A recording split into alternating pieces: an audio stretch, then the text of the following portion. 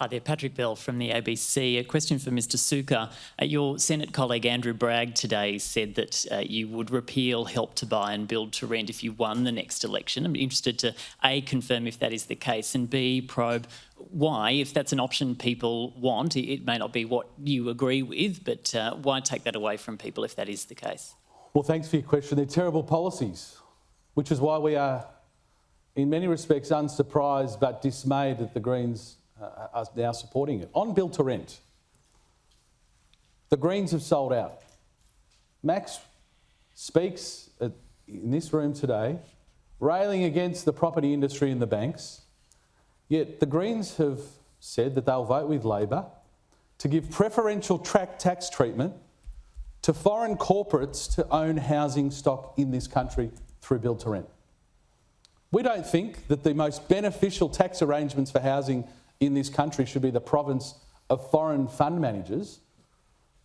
They should be the province for Australian mum and dads. We want Australians to own our housing stock.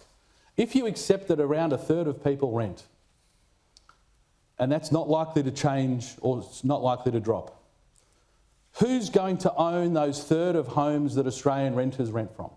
Well, now Max and the Greens have signed up with Labor to say, we want those third of homes to be owned by large corporations, foreign corporations to own those homes, whereas the Coalition wants Australians to own those homes. As for the shared equity scheme, the fiddling while Rome burns, quite frankly, these schemes have been rejected by Australians, and at a cost of $5.5 billion, I can assure you we can find many better things to do with that money to help Australians get into their own home than a shared equity scheme that, quite frankly, is not new thinking. It's not innovative. You don't give any credit to the Labor Party for coming up with ideas. Just like the Housing Minister couldn't show up today to explain herself and the Labor Party position, that they have no ideas, no new policies, and no will to help Australians get into their own homes.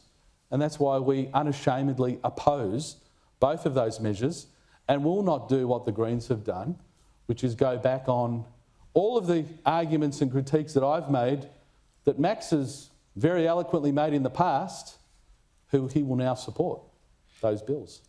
Before you respond, Max, just on shared equity, the Queensland LNP has its own policy that supports shared equity. Sure. Are they wrong?